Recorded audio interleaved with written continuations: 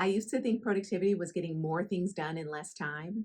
I now know it means getting the right things done in less time. What if you could get the right things done every day without running yourself into the ground trying to get there? Wouldn't that be amazing? Wouldn't that feel like accomplishment? The kind that leaves you with the energy to still be present and available for the people and moments that matter most in life? Well, I'm here to tell you it's not some fancy superpower in your kids' cartoons. It's actually possible. If we're meeting for the first time, hi, I'm Yvette, and I help conscious moms build their dream business without sacrificing a full life with their families. Everything I teach comes from experience. I've walked this path myself. I lead by example. If I can do it, so can you.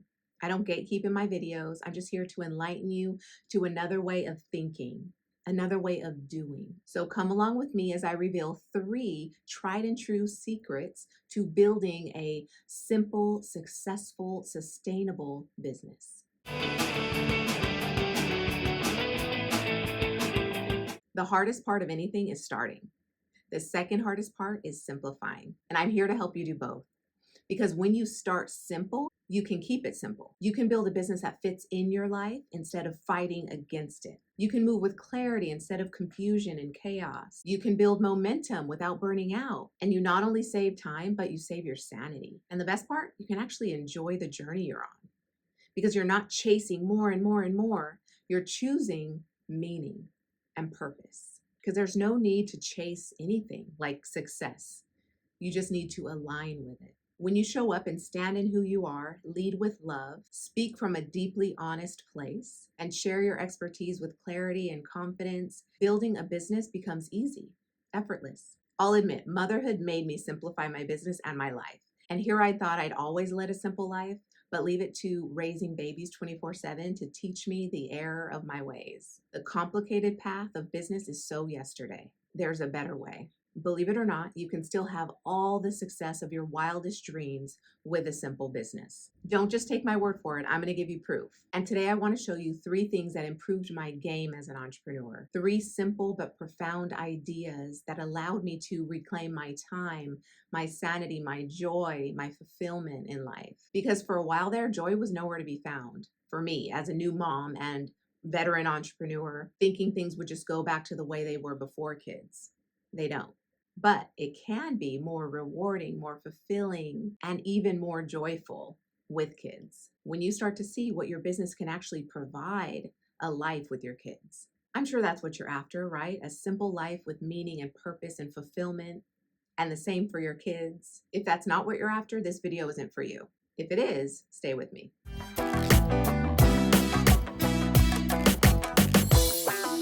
Productivity doesn't mean doing everything, keeping up with everyone, and doing it all in 24 hours. Because that mindset doesn't work for a solopreneur mom over 40, balancing business and life and 2 rambunctious preschool boys. I have to keep it simple. If you've watched any of my other videos, you know that's my new mantra. And it wasn't always this way. I've been an entrepreneur for over 10 years. I used to have all the expensive bells and whistles in my business and a team of 5 people. But when I became a mom, it was crucial that I got back down to basics and rebuild with the flow of my life now. Motherhood is exhausting when you're hell-bent on being a good mom. Business is exhausting when you're hell-bent on being a good coach and service provider. There's so much that goes into each role.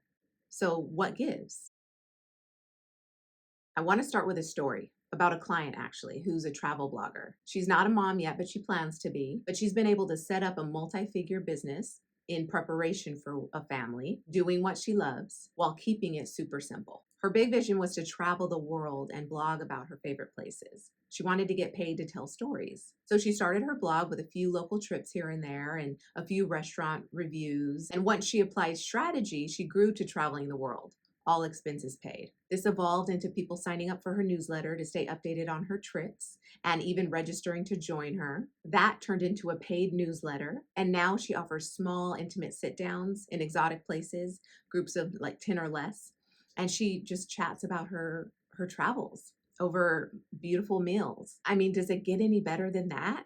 She dreamed all this up and made it happen. She's now scaled her business to help other nomads become travel bloggers too, just like her. I wanted to share that story to inspire you that whatever you're dreaming up is waiting for you to make it happen. Whatever you want to be can be. And it's possible to make it happen while keeping it super simple and sustainable and become wealthy while doing it without sacrificing yourself. When I took my business down to the studs after having kids, I like to joke and say my kids destroyed my business, but they actually made what I do so much more meaningful. I got to build it from the ground up with what served me, a strategy that worked with my changing lifestyle and my new priorities. And here's how I did it. You ready for the 3 secrets? Secret number 1, KISS. No, it doesn't mean what it used to mean back in the day. It means keep it super simple, starting with your business model, because your business model affects your workflow, and your workflow affects what's needed in your workspace in order to be efficient and effective and ditch the distractions that would delay your progress. Nice little tongue twister there. I did another video explaining all this about the business model, but I'll reiterate some important points in this video. First, a simple business model, how I teach it, is a minimalist business model. And taking its cue from minimalism, it prioritizes self over strategy, self over stuff. And it has a single point of focus for the season at hand. So I like to work in quarters every year, or you can work by the seasons and you have one focus for each of those quarters. And then that's supported by a simple set of systems and steps that you follow for operations and marketing, etc. So that can be your SOPs, your protocols, procedures, your branding style guide, and you build from there. And at the core of your business model are your 7 foundational pillars: who, why, what, workflow, workspace, wealth, and wellness. This is the foundation of any business. These are the basics. Picture your business and its 7 pillars. And in order to get to the heart of what each pillar is, give yourself time to really think deeply and honestly through these questions. Who are you to do this? This is where self-belief comes in, belief in your talents, your skills, your experience, etc. And who are you doing this for? Notice who comes first for a reason, why comes second. Why are you doing this for this group of people? What results are you promising? How do you like to work? When can you work? Days of the week, times of the day? When will you rest and take time off? What environment supports you doing your best work? What tools do you need? What dreams do you have for your lifestyle? What financial goals do you have, or luxury vacations do you want to go on? What vision do you have for your overall well-being and happiness? And that for your loved ones? And how does your business support your ideal lifestyle? And I wanted to show you the 7 pillars for the travel blogger I was telling you about. Here they are. And so when you get to the heart of this, everything builds from here, and you hire as you grow. Secret number 2, monitor your mood. No one talks about this enough, but your mood, especially as a woman, is cyclical. Your energy, your mindset, even the moon affects you on a cyclical basis, affects how productive you can be, not only how effective you want to be. I used to try to push through everything, push through my mood, push past the energy limits and my capacity, my bandwidth, and it just led to burnout. Content planning, launches, client calls, doing all of that even when I was mentally exhausted, physically beat, and emotionally drained. And I'd wonder why things felt so hard. I was neglecting the person behind it all, the person making all this happen. I was putting strategy before self. I didn't consider how I would operate best in that day. Now I plan with my mood in mind. Because yeah, I have good days and bad days. I do the best that I can while working within those emotions. Just like in parenting, how we're patient with our kids as they cognitively develop and adopt new ideas and concepts. Why not be patient with you as you adjust and adapt to these new hormones and life circumstances? If I'm filming on a particularly emotional day, because say, I started my period, then I will start earlier and build in more breaks. Give myself more time to rest. It doesn't mean I don't film. It just means I film differently. Maybe I script and film on a more easygoing topic. And I think it's important to note the effect of the moon on our mood. In fact, I incorporate this into all of my coaching programs. So a little science here. The moon is within one of 12 zodiac signs within its monthly orbit around the Earth. The moon's orbit lasts 27 and a half days, but because the Earth is also moving as the moon orbits, it typically takes 29 and a half days for the moon to get back into the same position in the sky as it started. And to keep this super simple, each zodiac sign comes with an element attached: air, fire, water, earth. And these 4 elements carry an overall vibration with them. Earth grounded, fire driven, water emotional, air inspired. And you'll probably notice on any given day that you feel the same as the moon. Are there other factors to your mood? Absolutely. Like how much you slept last night, a fight you had with your partner, the extra tantrums your toddler has that tug a little bit more on your patience that day. But I can always pinpoint the overall theme of my day is usually tied to where the moon is. I know under an earth moon, I'm more anxious and maybe concerned with survival. Or maybe I feel more sad and depressed and maybe want to isolate under a water moon. And I'm lighter and carefree under an air moon. And I'm way more bold and confident under a fire moon. And I use that data to schedule myself because ultimately, we and everyone around us benefits from us being honest with where we are and what we need today. It's not laziness, it's wisdom. It might seem a little messy to go about your day like this, but trust me, it gets more structured. When you notice your patterns instead of denying that they exist, you start to move with them and plan accordingly because your mood shapes your life. Life isn't just checking boxes. Business isn't just checking boxes, not a dream business, not one that supports your lifestyle, not one that fulfills you, not one that sustains and supports who you are and how you're showing up. Don't wait to embody who you are for that one fateful day in the future when you finally feel you've made it and you can be yourself. I know that might seem easier said than done, but trust me and try it. If you don't make who you are part of what you do now, you never will. You'll always defer to strategy over self. This has so much to do with trusting yourself.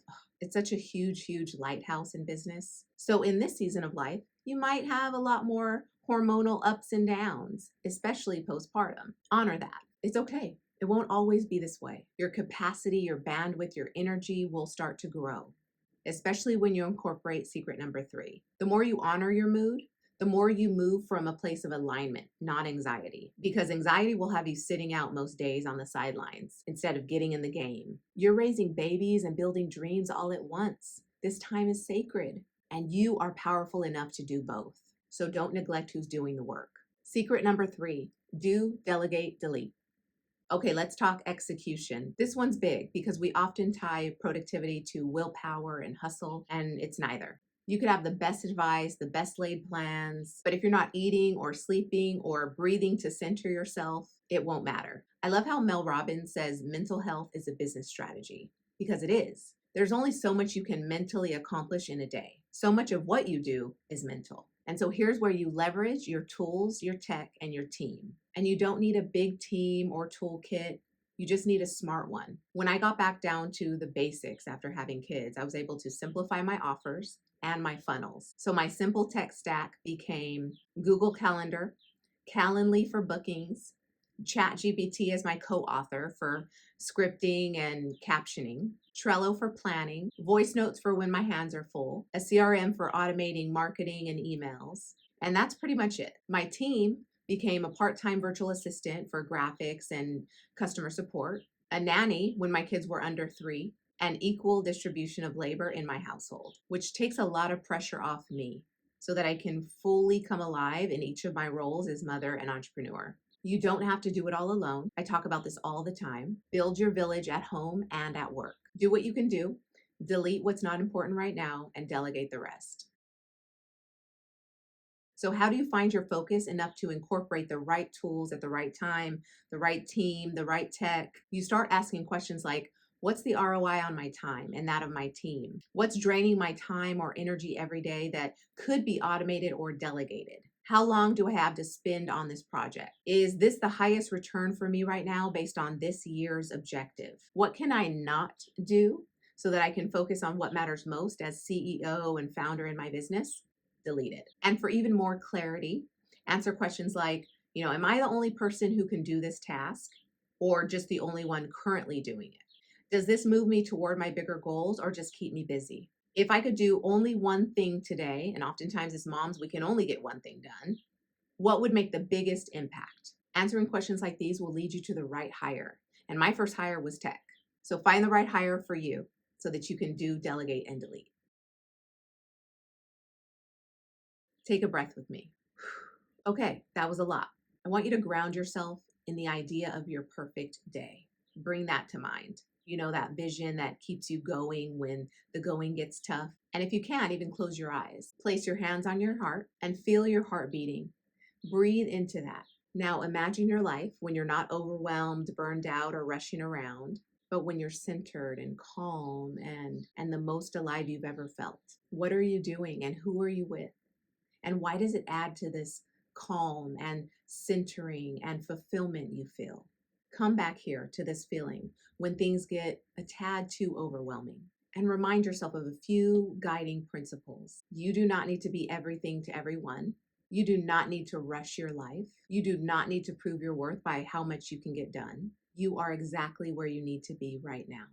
So feel into that and let it move you forward. Let it guide you on what you say yes to and what you let go of. One last big breath together. Inhale and exhale. And when you're ready, come back into your chair, open your eyes.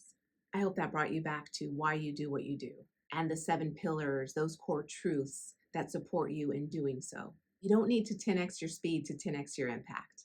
Work on what you can right now. What matters most in this season of your life. And let your mood be a compass. Let the right tools carry some of the weight. And most of all, don't forget yourself in all this. If this video resonated with you, you know the drill. Let me know in the comments what hit home for you today. And don't forget to subscribe to my channel for more real talk on motherhood and mindset and meaningful productivity. And check out the free resources designed just for you, entrepreneur mom, in the description box below. Until next week, peace.